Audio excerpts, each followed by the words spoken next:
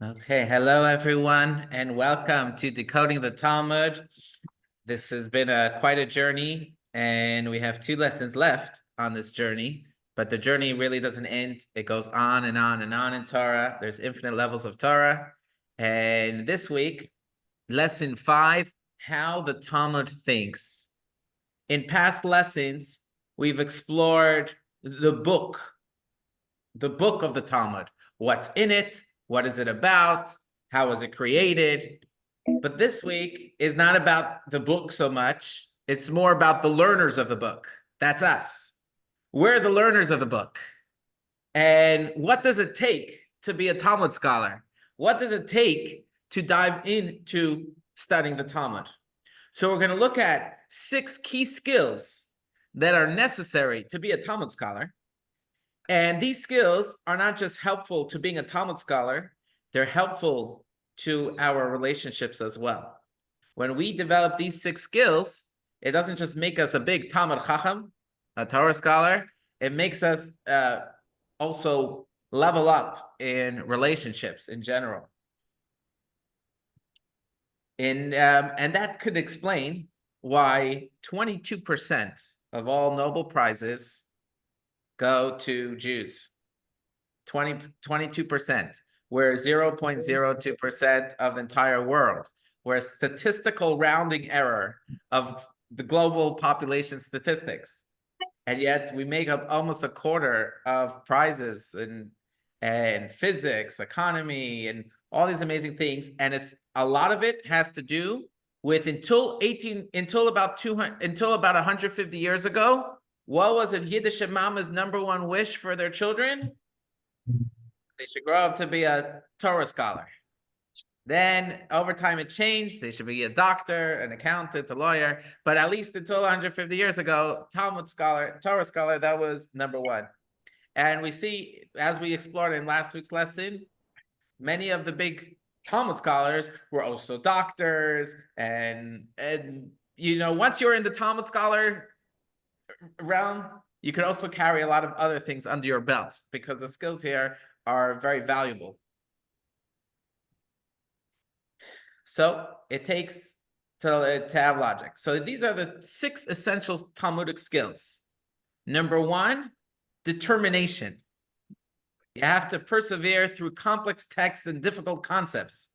If you're someone that gives up easily, then you have to exercise this muscle of determination and grit, and this is a very useful skill for life. Number 2, commitment to review, willingness to revisit and refine one's understanding repeatedly. Number 3, now I'm reading the list, but we're going to break it down over this lesson. We're reading it in the beginning, then we're going to break this down over the rest of the lesson. Number 3, nuanced analysis, the art of diuk, of carefully parsing language and details to derive precise meaning. Number 4, keen intellect, or the Yiddish term haltkap. Haltkap means hold your head, which means a certain hyper-focus, ability to carry through multiple steps of logic that are floating in your head at the same time and to remember what's going on and where you're holding in the big picture. Number 5, exploring extreme hypotheticals, right? Even things that are not practical, not relevant, we'll still spend time to discuss it, pushing the boundaries of logic to test principles. So we won't leave things to only questions that rabbis get asked. We invent questions that a rabbi might be asked. If one day we go do space travel or time travel, can I do time travel across Shabbat? Or do I have to do it over the week? Or such, bizarre questions. That are some things.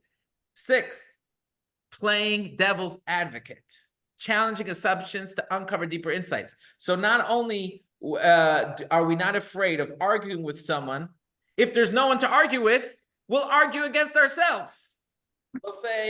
We'll give one argument and then we'll say, let's go the opposite argument. So these are the 6 skills, and you could there's no concrete rule. It doesn't say this list anywhere in the Talmud, but these are some skills that have been observed of what it takes to be a Talmud scholar. And many of these skills we've employed in last lessons. When we've studied text, I'm sure we needed some determination. We needed to hyper-focus. We need to be committed to review.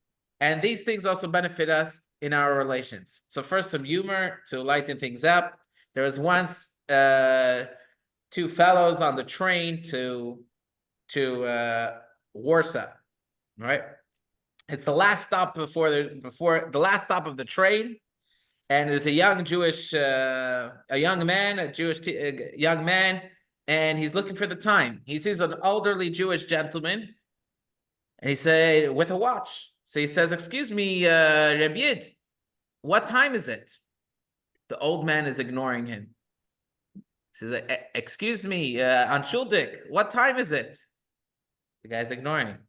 He says, "Please, sir, I just want to know what time is it?"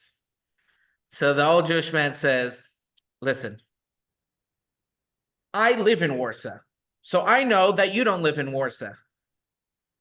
So obviously you're going to come and ask me the time. So I'm going to have to ask you where you're going and where you're staying. You're going to say you have nowhere to stay. So I'm going to have to invite you to my house. In my house, I have a beautiful girl. You guys might strike it up and get married. Why would I want to have a son-in-law that can't afford a watch?" You know? So this is some of the like Talmudic thinking of like the guy just asked for the time and, you know, hyper analytical, abstract, you know. So this is obviously an absurd version of this. But now we're going to dive into these one by one. So the first skill we learn in the Talmud, and we're doing the page in the course book is page 173. Page 173 in your course book. I'll try to read as much out loud for those that don't have a textbook with them. And this is a passage from the Talmud. This is skill number 1 that you need. The Talmud says in Megillah, text 1, Rabbi Yitzchak said, if a person tells you, I toiled but did not find success, do not believe him.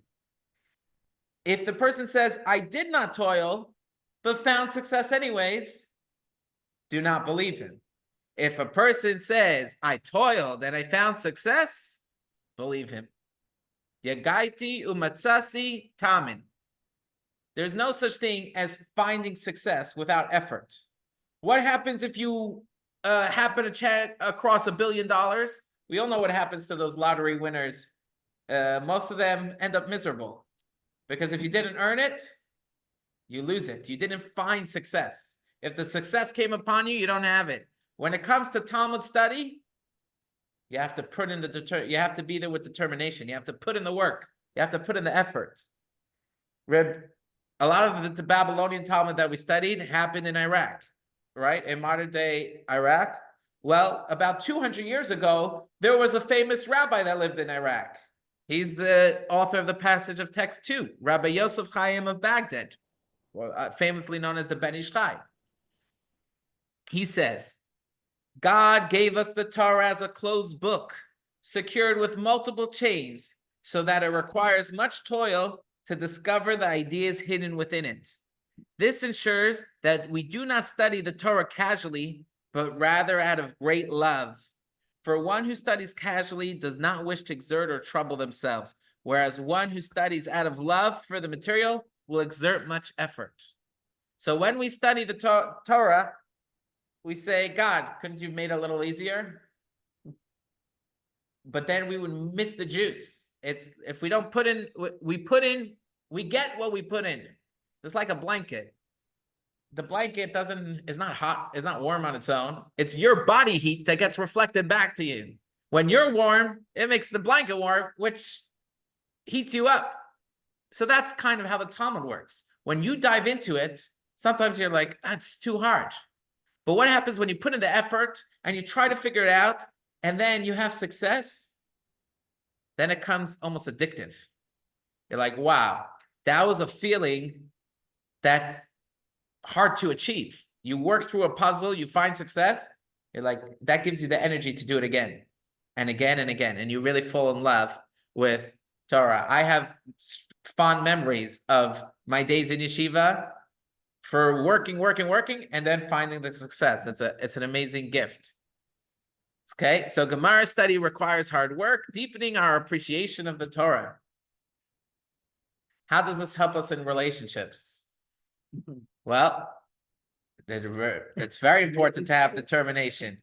Just as Talmud study requires perseverance, relationships thrive when you're willing to work through challenges rather than give up at the first sign of difficulty.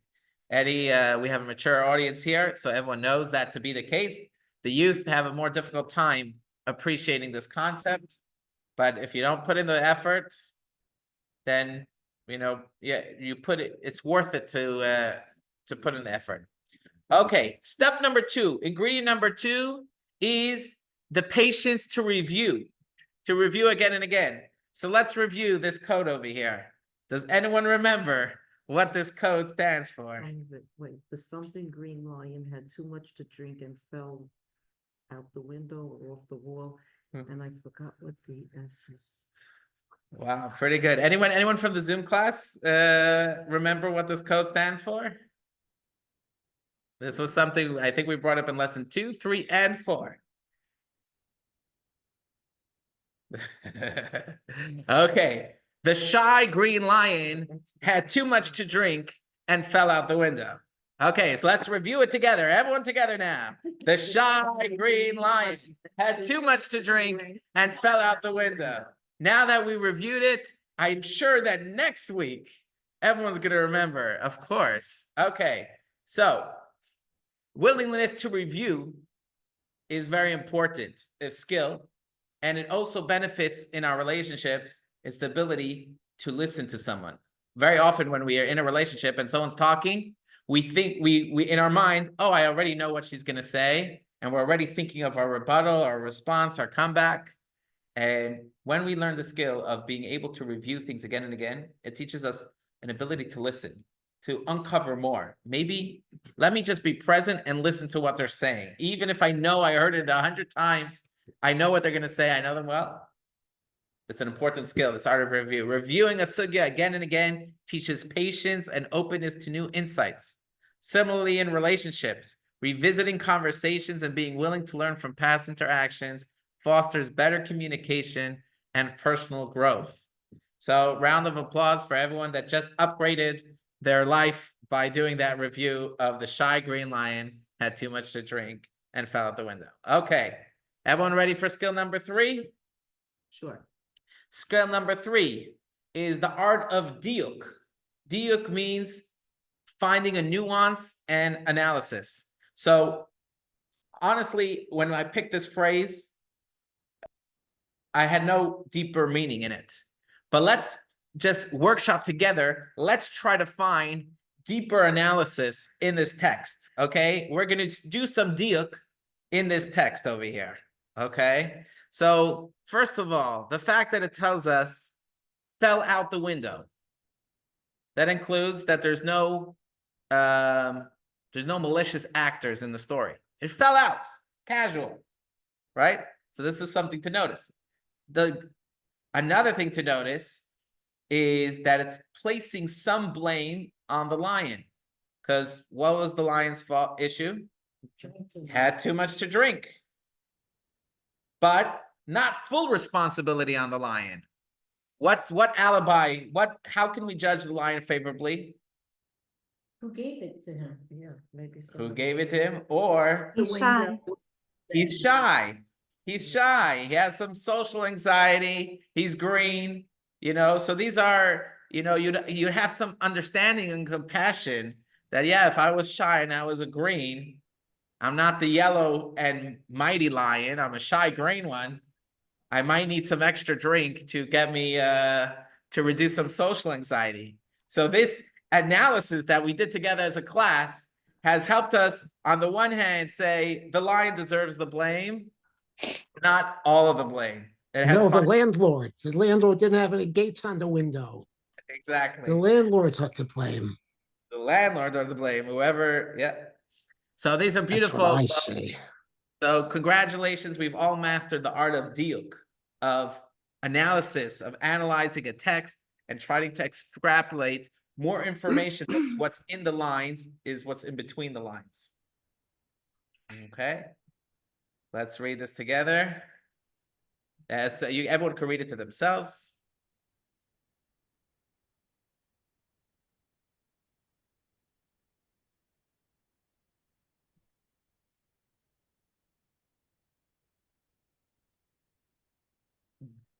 I know Jillian got it. Jillian got the punchline. Does anyone get the punchline?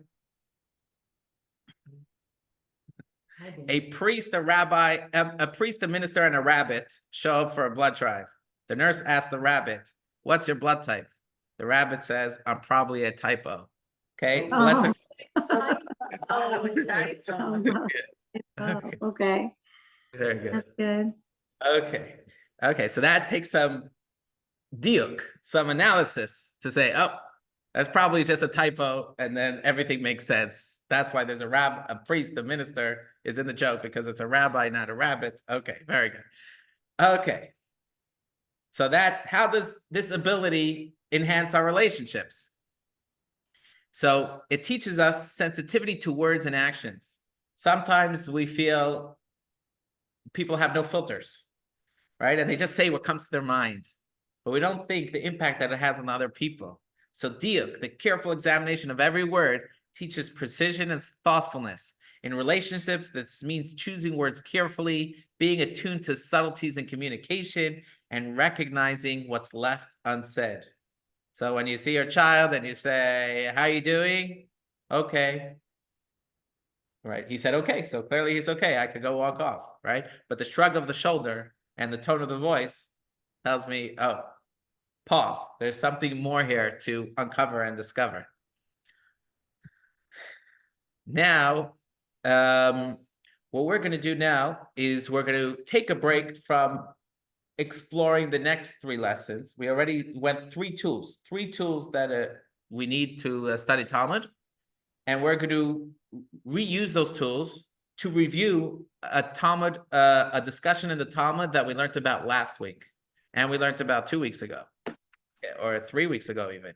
Okay, we're going to review a topic that we already went over a few times, but this will exercise and train diuk, that means noticing things, reviewing, and determination. Okay, so let's jump right to it. So one of the things when we get to diuk, an important skill, is something we have to remember about the Mishnah. So let me review quickly the whole course that we reviewed till now, okay? What we reviewed till now is when God gave us the Torah at Mount Sinai, what was he giving us? He was giving us himself. So he revealed himself at Sinai. Part of himself was written in a text, and the rest was transmitted orally. And then it was reviewed over and over and over again, the collection of the oral Torah for many, many generations. After about 30 generations, the Romans were crushing us so badly that there was just no ability to review the oral tradition, and it was afraid that the oral tradition would be lost. So Rabbi Yehuda Hanassi took the courageous move to write down parts of the oral tradition. But which parts of the oral tradition did he write down? Did he write down anything that was obvious? No. If it's obvious, no need to write it down. We'll just continue remembering it by heart, because the oral tradition is meant to be oral. If it was wrong, he also didn't write it down. So things that were obvious or wrong didn't make it in. Well, there were other notes that were either wrong or obvious that were written down. Those were not made it into the Mishnah. Those were called braitas. Everyone remember braitas? Braitas were things that didn't make it into the Mishnaic text, but they can be useful in trying to understand the Mishnaic text to see, okay, maybe it was obvious when the Mishnah was written, but for us, it's not obvious, so we can use a braita. But there's a weakness to a braita because maybe the braita was cut because it was wrong, okay? Then, for the next 300 years, there was conversations on the Mishnah happening in yeshivas. For 150 years, it was happening in parallel in Jerusalem and in Babylon.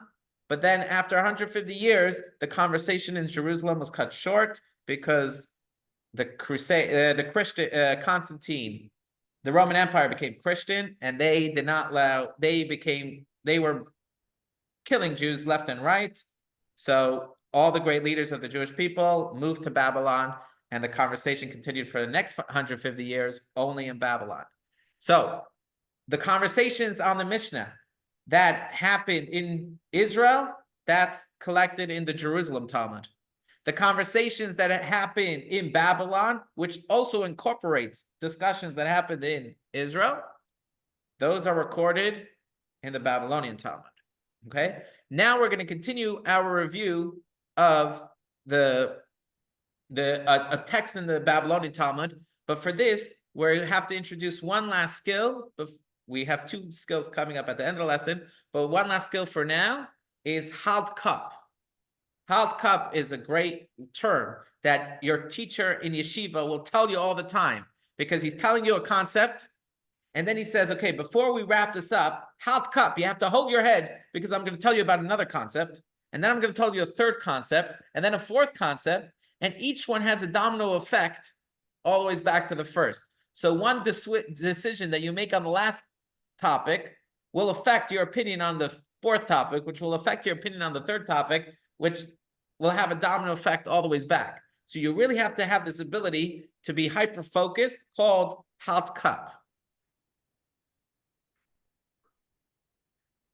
Bort till G3. Just look at what he's doing. Bort till löper D2. Competing against 10 players simultaneously. That in itself is not extraordinary, but Magnus cannot see the boards. He's facing the other way. Bort 5 6 slår D4. So he has to keep track of the positions of 320 pieces blind. Bort 5 12 B1. And the number of possible moves, infinite.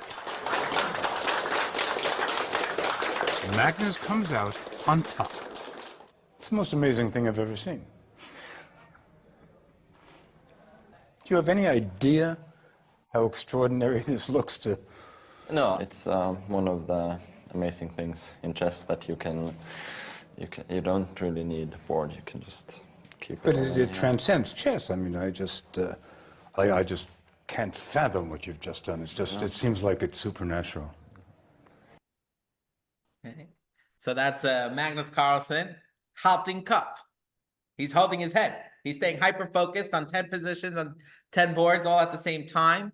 Where the boards were, where they're going, did they castle yet, did they not castle yet? That same skill is employed in learning Gemara. There's a famous, I don't know what his main title. He was a politician in Israel, but that's not what he's most famous for. Natan Sharansky. Natan Sharansky was a chess prodigy in Russia in his youth, but then for his desire to go to Israel, he was arrested by the Soviets, and he was put in prison for many years. And what got him through it was his ability to play chess in his mind. He used to play thousands of games and then play with other cellmates without a chessboard over the mind. But this is a Yiddish skill, a Jewish skill of this ability to be able to halt cup, to be able to be hyper-focused, okay? And we're going to practice some of that by doing our sugya review. So over here, we're doing some review, we're doing some diuk, we're doing some halt cup, we're bringing all of those four tools. The first tool was determination, willing to put in the effort. We're going to do all of that in the sugya review. So everyone take a deep breath. Thank Hashem for the gift of the Torah, and we're going to review some Torah today. So we had a Breita. That Breita was a note that was cut out, what didn't make it into the final text of the Mishnah. But in that Breita, it says, there's a special legislation banning meals before the onset of Shabbat. And is there such legislation before the onset of Shabbat and festivals? Did the rabbis make a ban that you cannot have pizza Friday afternoon because you have to have an empty stomach for the Shabbat meal? Was there such a ban? Rabbi Yehuda, now I added, for this week, I added the dates and the location where they lived, so you could see some of the flavor of where they came from. Rabbi Yehuda, who lived in Usha in Israel, which is northern Israel near Haifa, he said in 140 CE, he says there is such a ban throughout the year. If it's Friday afternoon, or it's just before Rosh Hashanah, but just before Sukkot, you're not allowed to eat a meal. You have to save an appetite for the holiday and for Shabbat. Rabbi Yossi says no such special legislation exists. If you want, you could snack on a pie of pizza right before candle lighting, then light your candles and make kiddush and have your Shabbat meal. Rabbi Yossi's opinion. Okay. That piece didn't make it into the Mishnah. What did make it into the Mishnah is what we have here. The Mishnah says there is a ban on meals before the onset of Passover. There's a ban on meals from about 3:30 on the onset of Passover. So how would this Mishnah rule for other holidays and Shabbat? We're using our diuk analysis. We want to figure out how would we rule for other holidays and Shabbat. So we had two solutions. Rav Huna's solution, Rav Huna lived in Surah in Babylon 260 CE. His solution is, Rabbi Yossi says there's no ban the whole year, but he would agree with Passover. Passover, you have to eat matzah. Matzah is a biblical mitzvah. So on Passover, there's a special ban the rabbis made against filling up your tummy before the Seder. You have to be a little hungry when you eat the matzah. That's Rav Huna's solution, that the rest of the year, there's no such rule. But when it comes to Passover, because of the special quality of Passover, there is such a ban. Rav Papa, who now we notice didn't live at the same time as Rav Huna and lived in a different place as Rav Huna. But in his academy, he taught a different solution. His solution was that it's consistent with Rabbi Yehuda. That Rabbi Yehuda says there's a ban the whole year. He's also the one who says there's a ban on Passover. Why does the Mishnah only mention Passover? Because in Passover, they were extra strict. They made it from close to Mincha, 3 o'clock. They were extra early in the ban. They said already from 3 o'clock in the afternoon, you have to stop eating your meal. On a regular Shabbat, on a regular Friday, or a regular eve of a holiday, 3:30. That's Rav Papa's solution. Again, we're reviewing. So for those that are, brand new, this might be too much. But we're reviewing things we learned. What? Purim had a conflict. Purim. This year we had a Purim meal going into Shabbat meal. Very good. Okay. So people are paying attention. Okay. Now, what happened was they found a Braita somewhere else that records the argument between Rav Yehuda and Rav Yossi that doesn't allow for Rav Papa's solution. Just you cannot fit Rav Papa's solution into that text. And Mar Zutra, who was a student of Rav Papa, but he had a yeshiva in Pupadita, he said the second Braita may not be reliable, and therefore Rav Papa's solution might still work. Maremar said the second Braita was heard firsthand as reliable, and therefore Rav Papa's solution no more works. And therefore, our mission is in accordance with Rabbi Yossi. And therefore, only on Passover is there a ban that you have to come in with an appetite, but throughout the year, there's no such ban. So you see the hotting cup that's going on over here? You see you have to hold your head? There's a tweak over here, switches a tweak over here, which takes you back up the chain of what you would hold over here. So here I just brought up the map of where these conversations are happening. This is Mesopotamia, between the rivers, the Tigris and the Euphrates, which is where a lot of the conversations of the Babylonian Talmud are happening. And you have yeshiva in Pupadita, you have yeshiva in Surah and Arda, and these are cross-region conversations that Rav Ashi and his colleagues assembled and put it in one page. They organized these conversations, but by organizing, they weren't just organizing, they were also trying to develop an opinion. So Rav Ashi was like making a ruling, but the way he did the ruling was by constructing, okay, this is what they taught in that yeshiva. This is what they taught in that yeshiva. This was the rebuttal. This was the response. And to wind up to a conclusion. So that's a domino effect that we had over here. How does the Talmud conclude? Ela mechavarta kid Rav Huna, which is step 4 in the flow. Therefore, we must accept the earlier solution provided by Rav Huna. What's all the missing information that's not in the Talmud doesn't walk you through, is the halting cup, is all the steps that you have to remember of So we go like Rav Huna, what's the implication of that?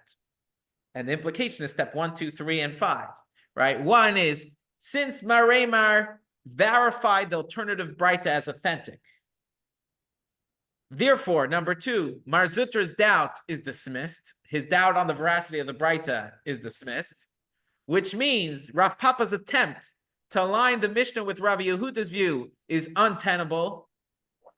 Therefore, we must accept the earlier solution provided by Rav Huna, which means the Mishnah follows Rabbi Yossi, permitting meals on the holiday's eve, except for Passover.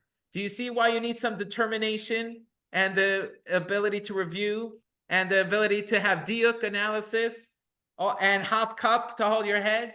These are valuable tools in studying the Talmud. And we made it easy here a little bit. I organized it in the original page of the Talmud. There's no commas, there's no periods, there's no one telling you how to organize this. And that's why I love so much when an anti-Semite on Twitter says, I was reading the Talmud last weekend and this is what it says. I always get a kick out of that, Okay. Now, I want to clue you in. Remember we said this was the version of the Babylonian Talmud that's most commonly learned today? But I want to show you how this text is studied in Jerusalem Talmud. Right on this page, we have the discussion of the Jerusalem Talmud. And it goes as follows. In our Mishnah, both the Talmuds are using the same Mishnah as their source code. The Mishnah says there is a ban on meals before the onset of Passover. What does the Jerusalem Talmud say? As is the opinion of Rabbi Yehuda. Rabbi Yehuda is the one who always says throughout the year there's a ban. Our Mishnah says there's a ban on Passover. It seems very compatible. What we see from this page here is that the Jerusalem Talmud wasn't so much into using the tools of logic that we developed. They tried to not go into hyper-analyzing things, paying attention to nuances. That wasn't the style in the Jerusalem Talmud of discussions. It said, the Mishnah says there's a ban. We found the Breita that says there's a ban.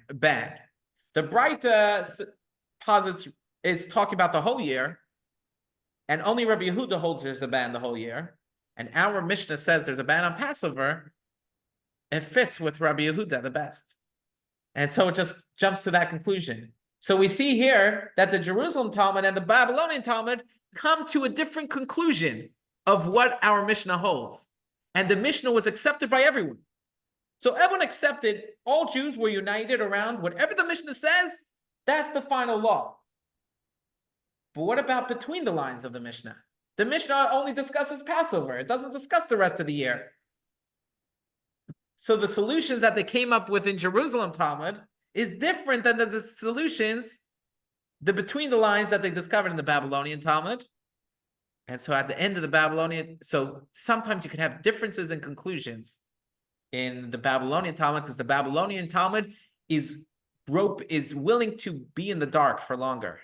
It'll sit in the dark. It'll say, I don't understand. What does it mean? How could it mean this? It'll challenge itself. It'll uproot itself, and then it'll arrive at new information, and on that, build conclusions. Versus the Jerusalem Talmud would go for the simplest approach as preferred. In other words, if you would ask an 8-year-old, what would they think is the conclusion? That's where we stop. Whatever the 8-year-old would assume it fits best. Before we started the class, if I would have asked you, our Mishnah, is it compatible with the view that says there's a ban or the view that says there's no ban? Most likely you say, what do you mean? The Mishnah says there's a ban. Rabbi Yehuda says there's a ban. They're most compatible. In the Babylonian Talmud, it says no, exactly the opposite. The Mishnah specifically says Passover. That means it's more consistent with the view that says there's no ban the rest of the year. These are more advanced logic tools that they're only using in the Babylonian Talmud. Don't worry if I put you to sleep because there's more to this class that's going to be lighter and more interesting. But I just wanted to show you some of the skills that it takes to learn Talmud.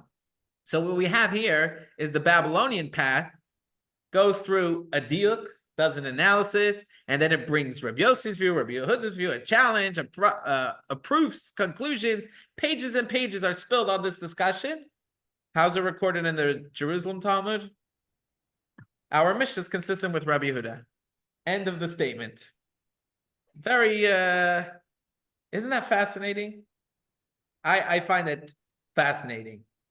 Which reminds me about a question, about an experience that Jews that live in diaspora have different than Jews that live in the Holy Land. When it comes to holidays in the Holy Land, let's say Passover and Sukkot, and Shavuot, these are the three pilgrimage holidays. They start off the first day and the last day are days that you're not allowed to do regular work and creative activities.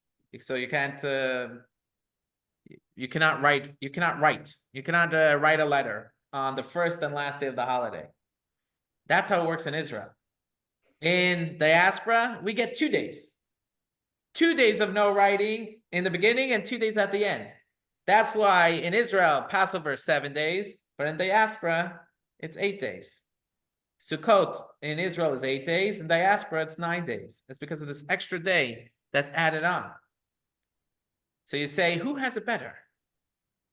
What's the deeper significance of why this is? There's technical reasons of why this happened, having to do with the calendar and the inability to know exactly when Passover fell out if you lived far away from Israel, and we follow in that tradition. What's the deeper significance? The deeper significance is that every Jewish holiday has a theme that it's supposed to get into our blood. It's a certain theme that we're trying to live with. So, for example, Passover is all about putting our faith in God, following God into the desert, and God's love for us, and getting out of our exile, being able to confront our inner Pharaoh, our inner demons. How long does it take for a Jew in Israel to embody that belief? They just need 1 day. They're in a holier space. It's quick. They don't need a 2-day program.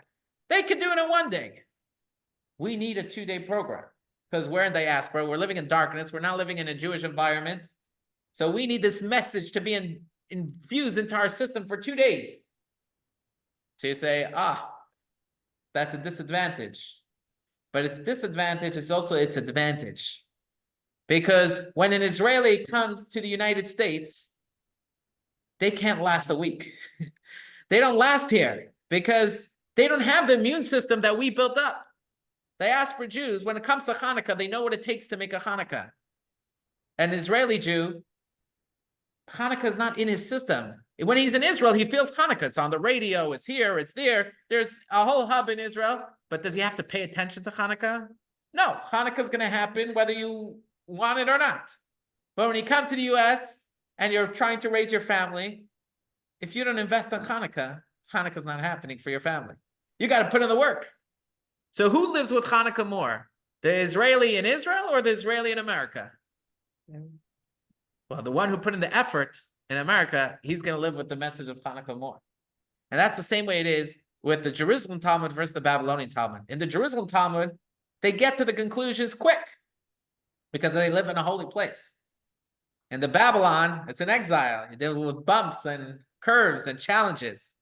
But who do we follow when we have to make a decision? Do we follow the conclusions of the Babylonian Talmud or the Jerusalem Talmud? We follow the conclusions of the Babylonian Talmud because they worked hard to come to their analysis and they took the Jerusalem Talmud into consideration. But when they come to a different conclusion, we follow the Babylonian Talmud. Very good. Okay.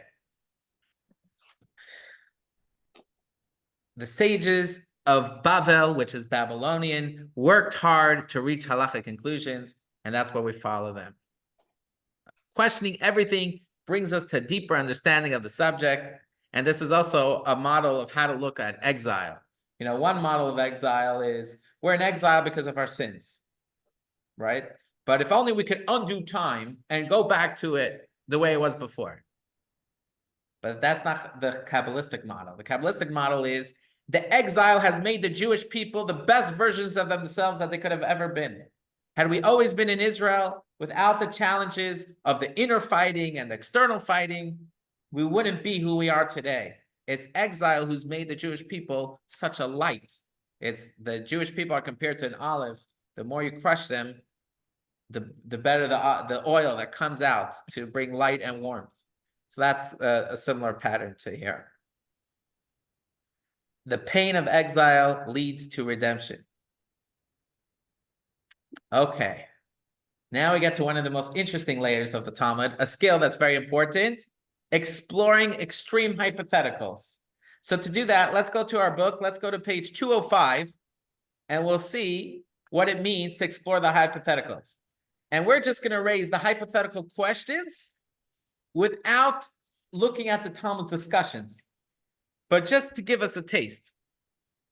So page 205, text 10, gives some background.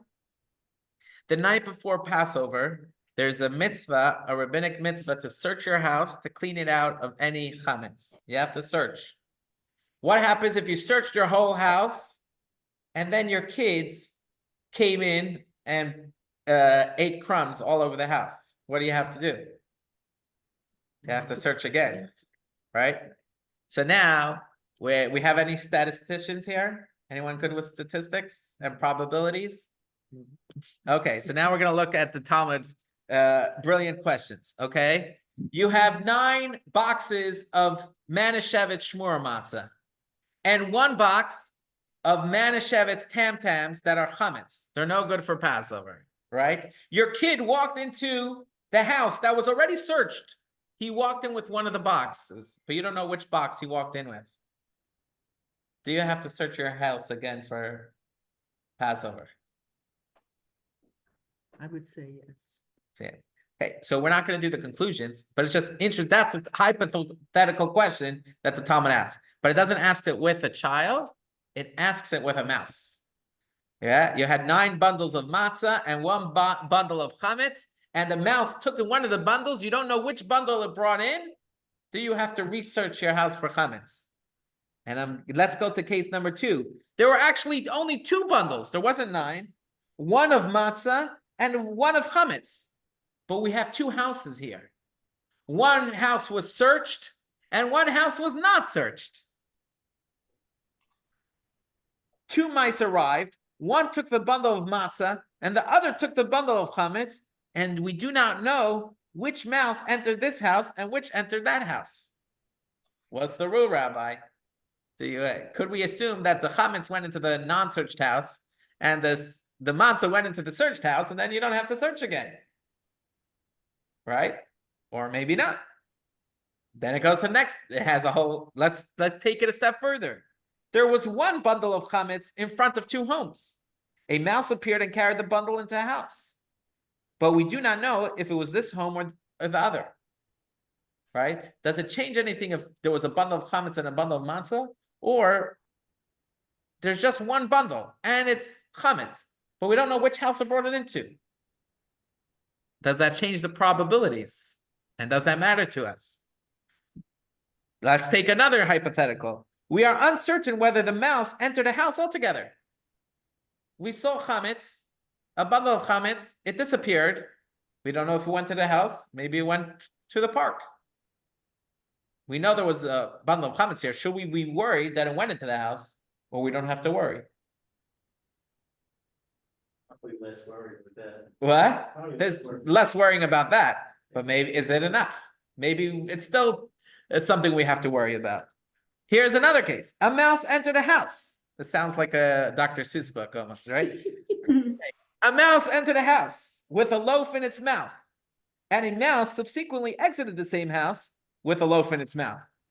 So you have the mouse walked in with a loaf, walked out with a loaf. Do we say it's a different loaf? 1 loaf it left in the house. The other loaf, you thought you searched the whole house and cleaned it, but really this mouse found the loaf that you didn't find. Or do we say, no, it's the same loaf? Then it says, let's pick it up a notch. A white mouse entered a home with a loaf in its mouth, and a black mouse subsequently exited the same home with a loaf in its mouth. Do you say it's the same loaf? Or because it's a different mouse, we should assume that maybe it's a different loaf. And the one that came out, there's still one inside. a mouse entered a home with a loaf in its mouth, and a weasel subsequently exited the same house with a loaf in its mouth. So weasels like to eat mice, right? So maybe the mouse walked into the house with the loaf of bread, and now the weasel ate the mouse and is walking out with the loaf. Or maybe or what about, and finally, this is the last case, a mouse entered a home with a loaf in its mouth, and a weasel subsequently exited the same house with a mouse and a loaf in its mouth. Would that be more comforting to us? And the Talmud spends pages analyzing it, comparing it to other Mishnaic texts that discuss probabilities and doubts, and tries to find parallels and see, is it a good enough parallel? Is it not good enough parallel? And these hypothetical questions that maybe a rabbi was never ever asked is discussed aplenty in the Torah, in the Talmud. And you might say, what is the point? So for that, let's go to page 201 and we'll find something fascinating. These are topics in the Talmud that when they were discussed in the time, people said, this is hypothetical. This will never be useful. And today we are living through times when all these discussions are discussed by rabbis as practical questions that they are asked. So let's look at scenario number one. When a person, if a person walks into a cemetery, they have to go through a cleansing process if they want to enter the holy temple or eat from the sacrificial offerings. Well, we don't have a temple, we don't have offerings. Not a problem, right? Now, the Talmud asks as follows. What happens if you didn't enter the cemetery with a wagon or on your feet? What happens if you were in a flying tower that went over the cemetery? Do you need this special purity? Do you have to go through a purification process in order to enter the holy temple? You don't have to, if you're a Kohen. Right? Now, if you're a Kohen, ring bells are going on. You're like, hold on. I have a question. If I fly on an El Al plane, does El Al has a lot of Kohens, and Kohens are not allowed to go into cemeteries.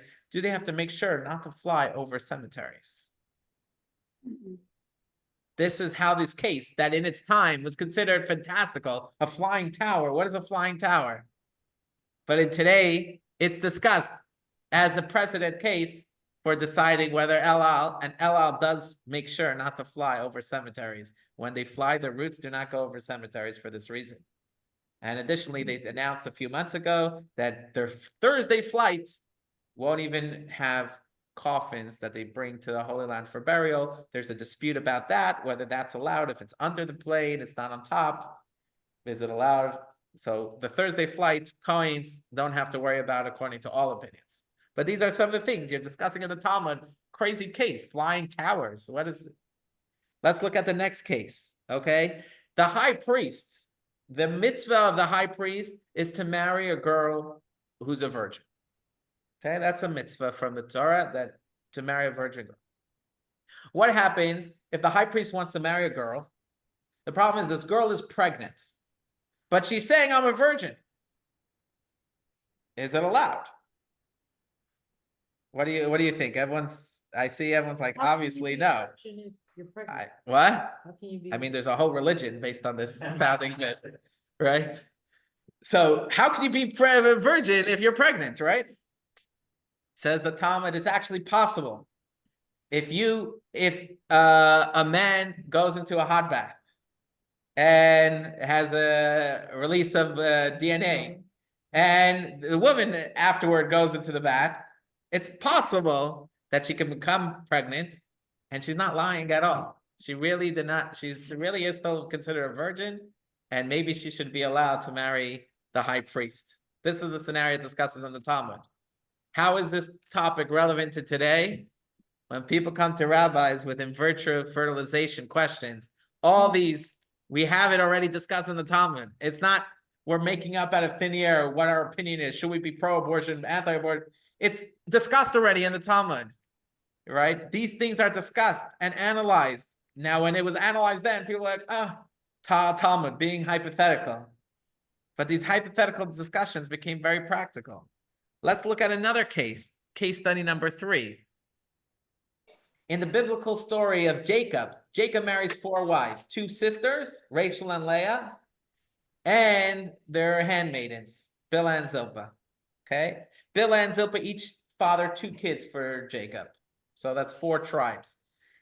Leah gives birth to 6 sons.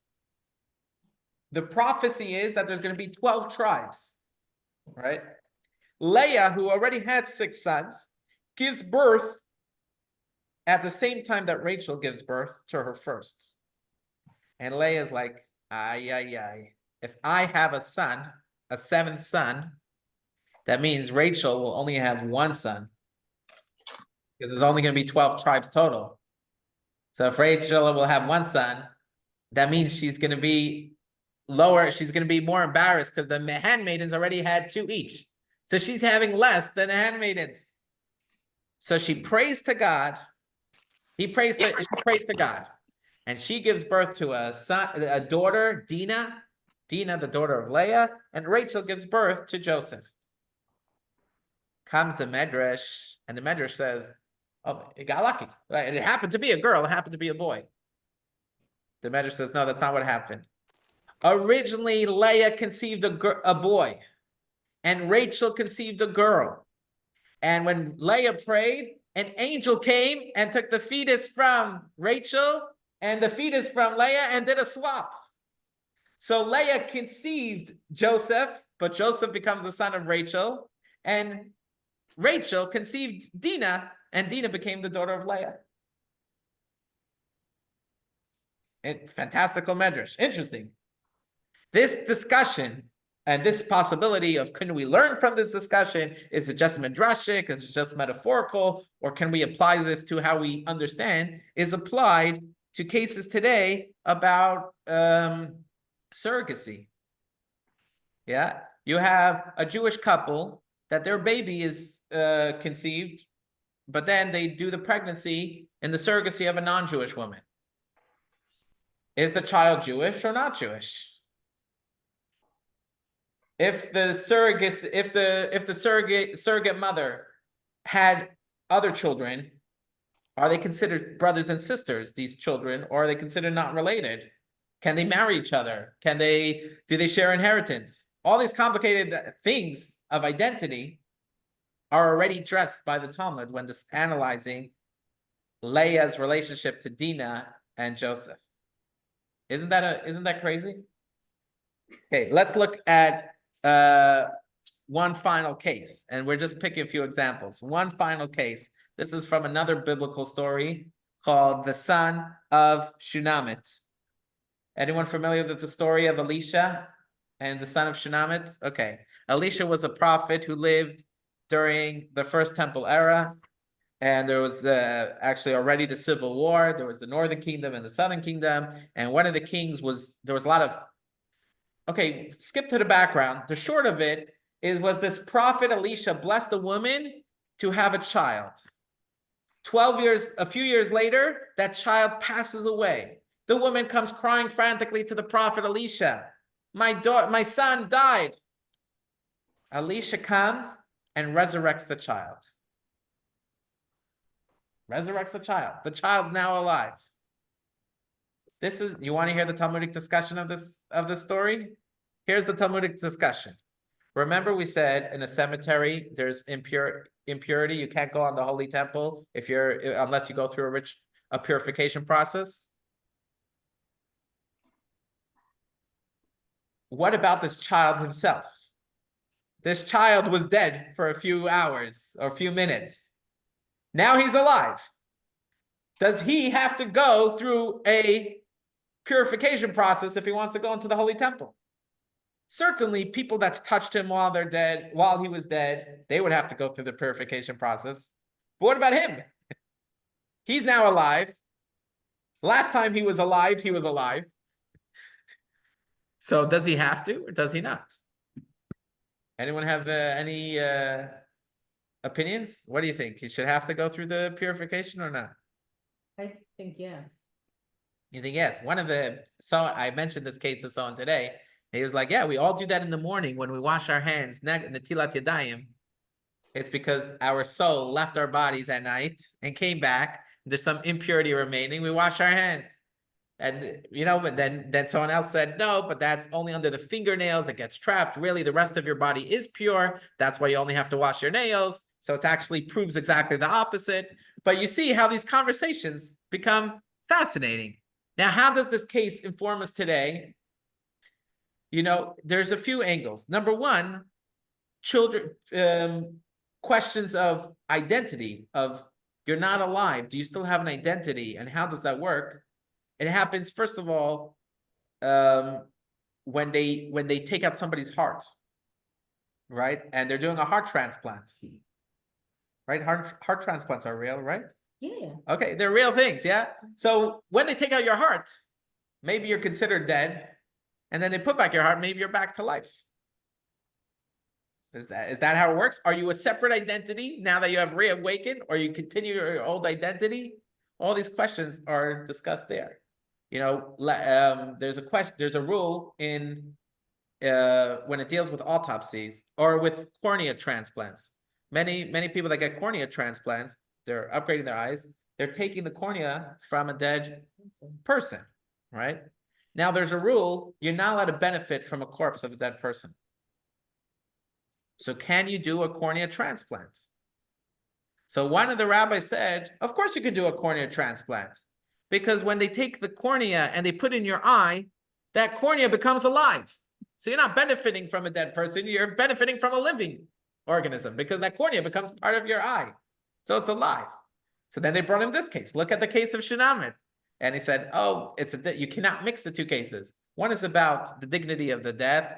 The one is about ritual impurity. There's two separate cases. So it's just interesting to see how these theoretical discussions become very relevant today. Okay. And finally, we have our last rule, which is playing devil's advocate, understanding different perspectives, the gift of arguing against ourselves to find nuances. So now that we learned these skills, we're about to get into a brand new Talmud text. And we're going to try to use all those skills that we learned today, but it's already 8 o'clock and I don't want you to fall asleep for the next half hour. So what we'll do is I want everyone to give me a thumbs up or a thumbs down if they're still with me, okay? Thumbs up if you're still with me. Okay, good. Okay, we're about to get into a new Talmud case. And we'll give an introduction, okay? The Talmud was divided into many tractates, right? Different topics, 6D, we reviewed them.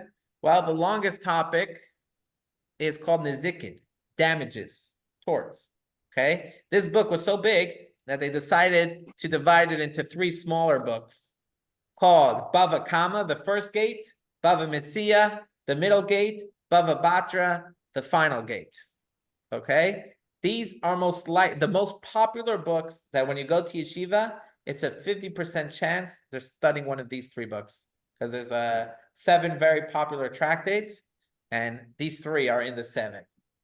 Okay. What are the differences between these 3 gates?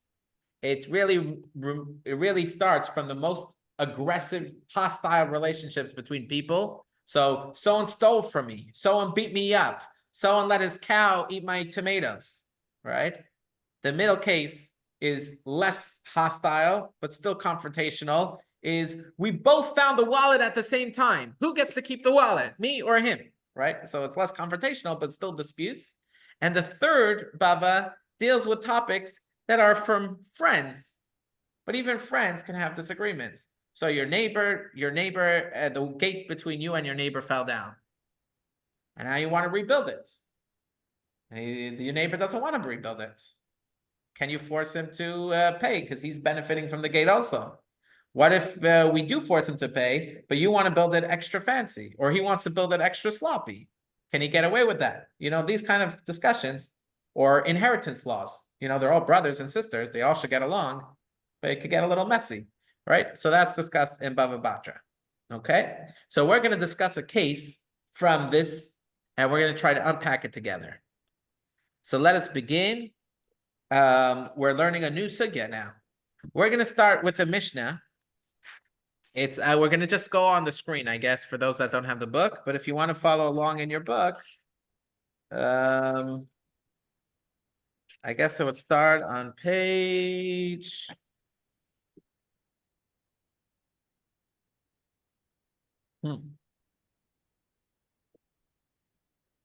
Where does it start? Page 179. So if you're following along in your book, this is a text from on page 179, text 5.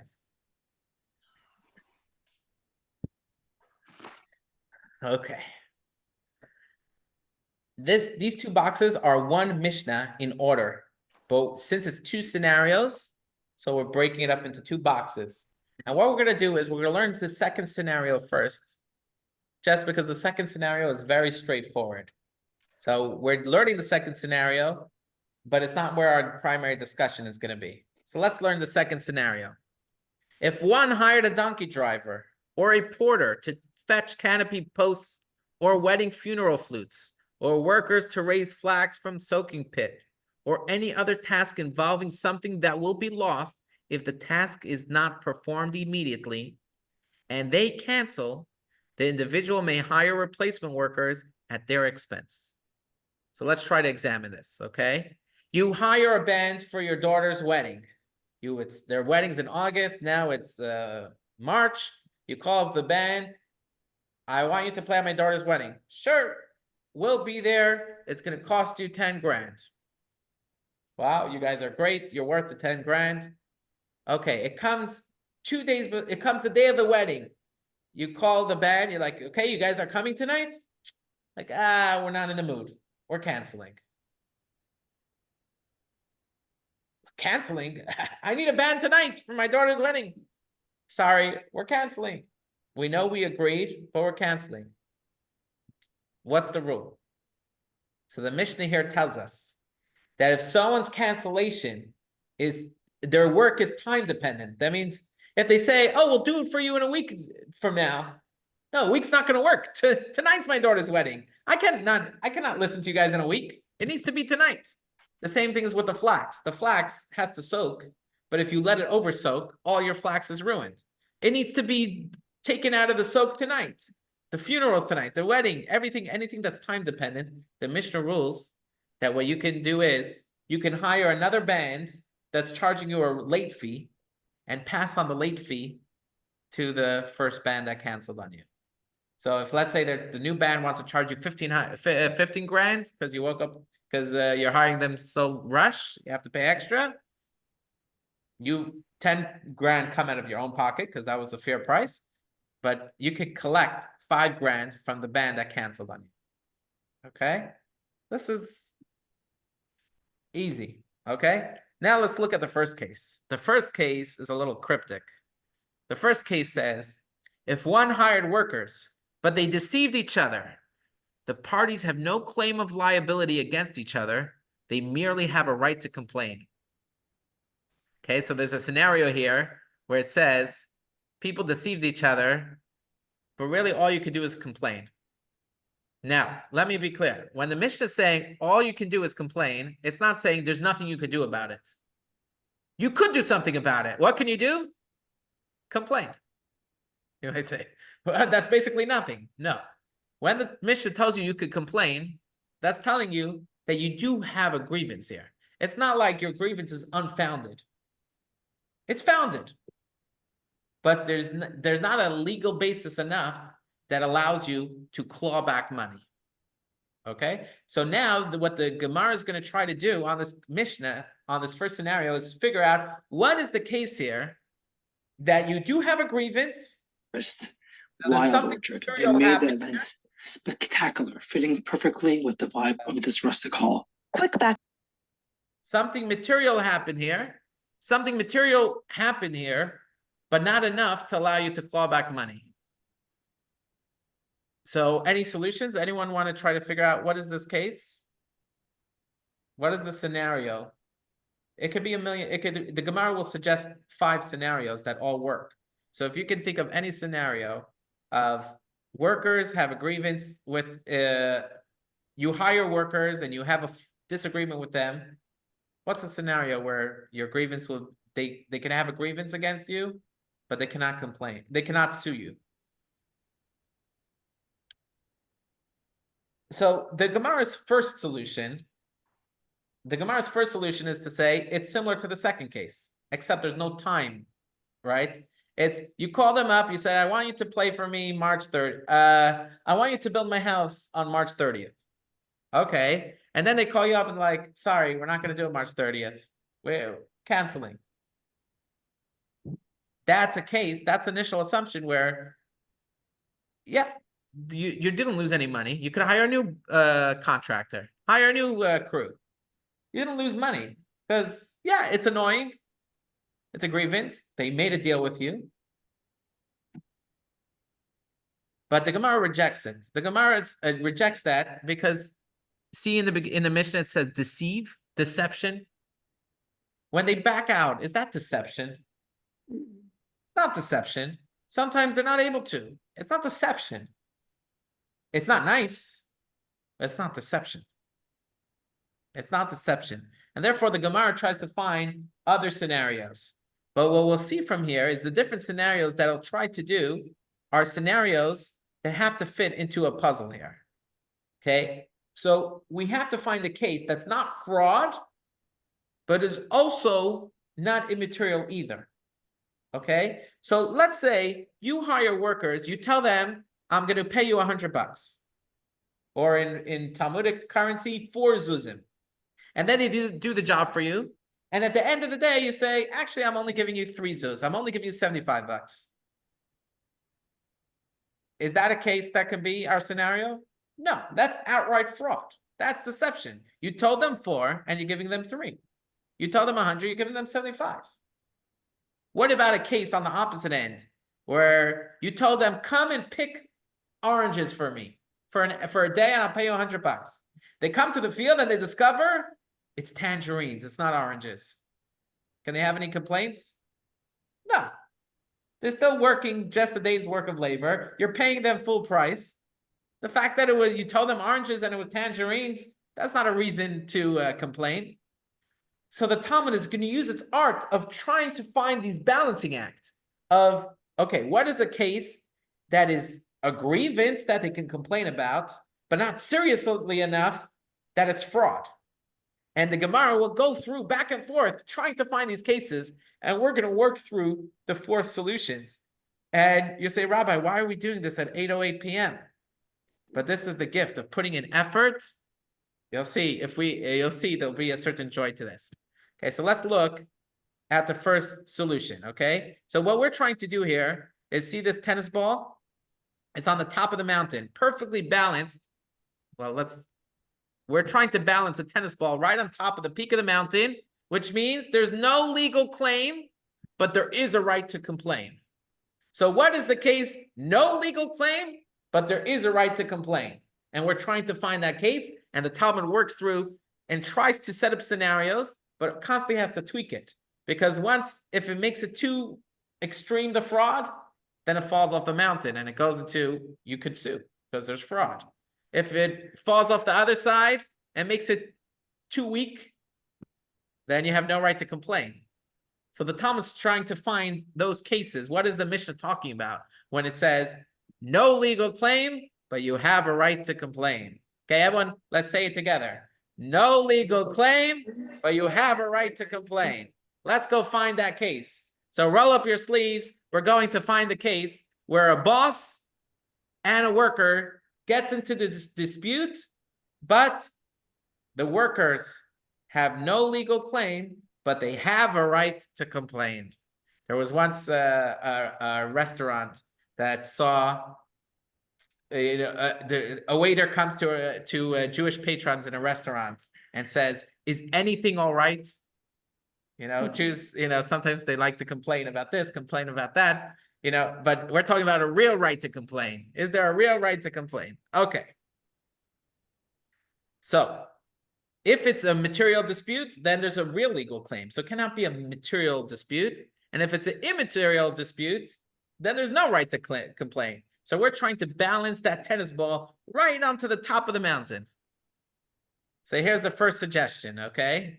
The first suggestion is we have to add a little more color to our scenario. Okay, we have Albert A, starting initial A, right? Albert is owns a farm.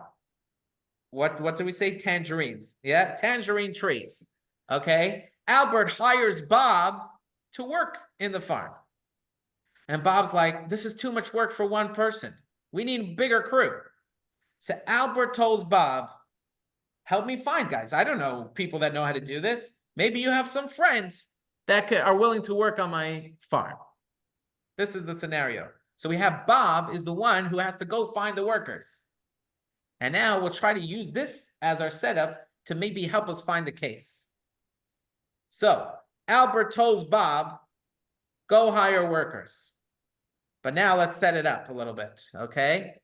What happened was Albert, the employer, offered I'm willing to pay 100 a day, 4 zuz a day. And Bob went ahead and told his friends 75. What do you think? Do you think this scenario gets to sit on top of the mountain? If not, which way would it fall? Does Charlie and what's the Dylan? Yeah, did Charlie and Dylan get to complain that they only got 75? Do they have a right to complain they only got 75? Mhm.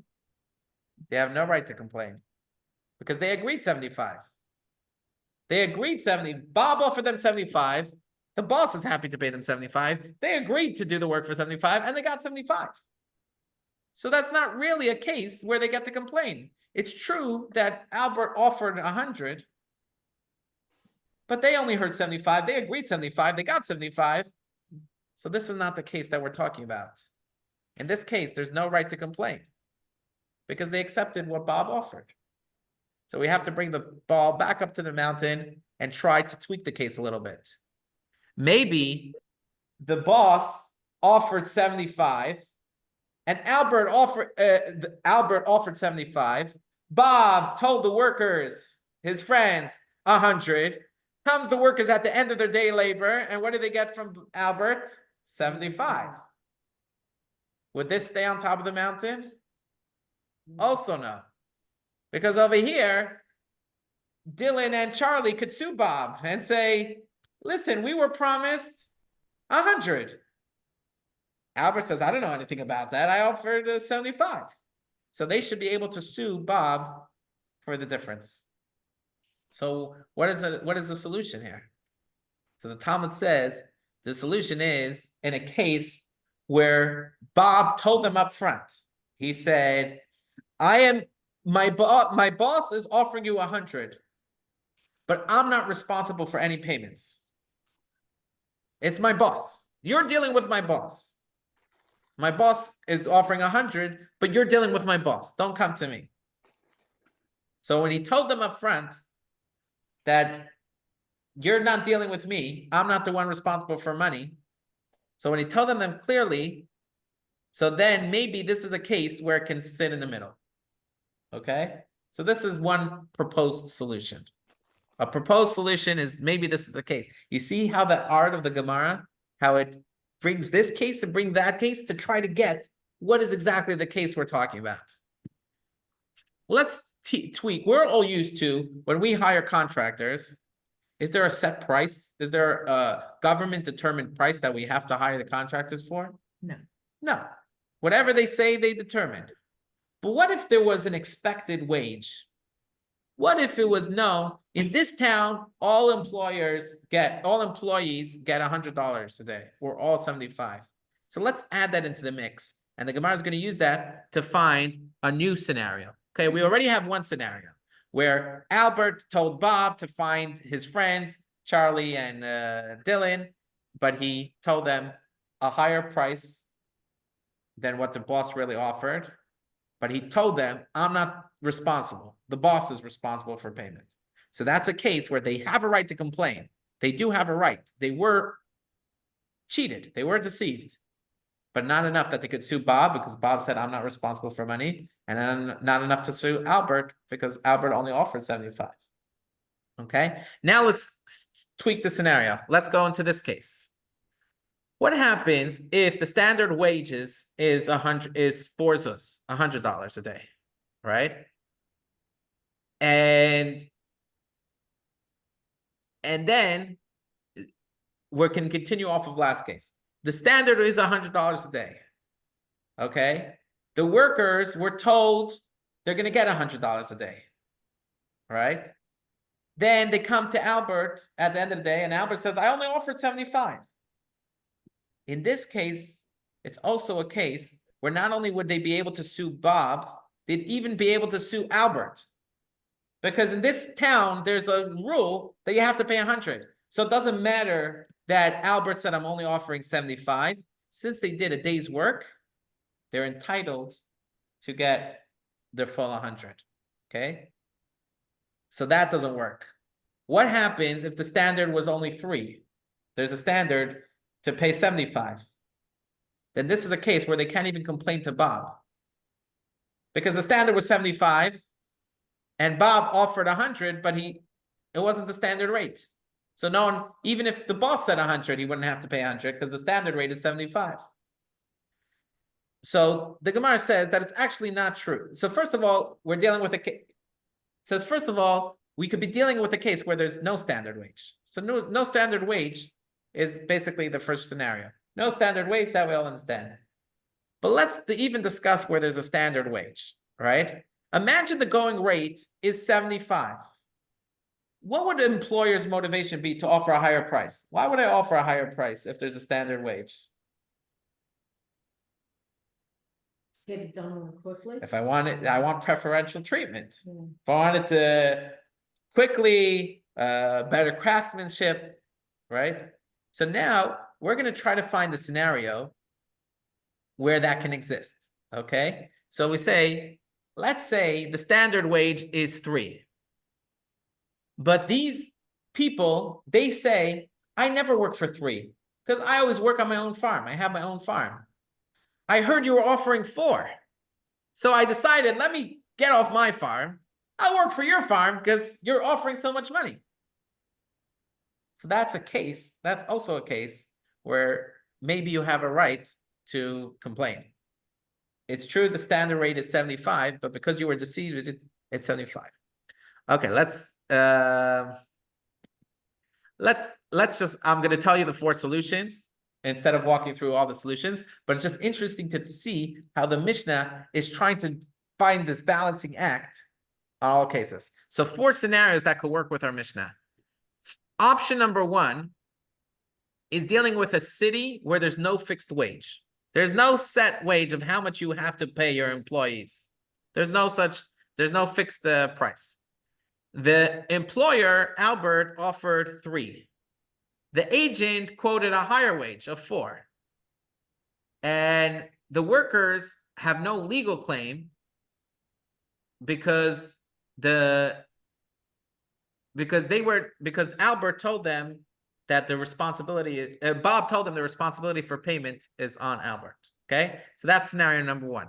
Let's go to scenario number 2. Okay, we're dealing with a city that has a fixed wage. They do have a rule that you have to pay.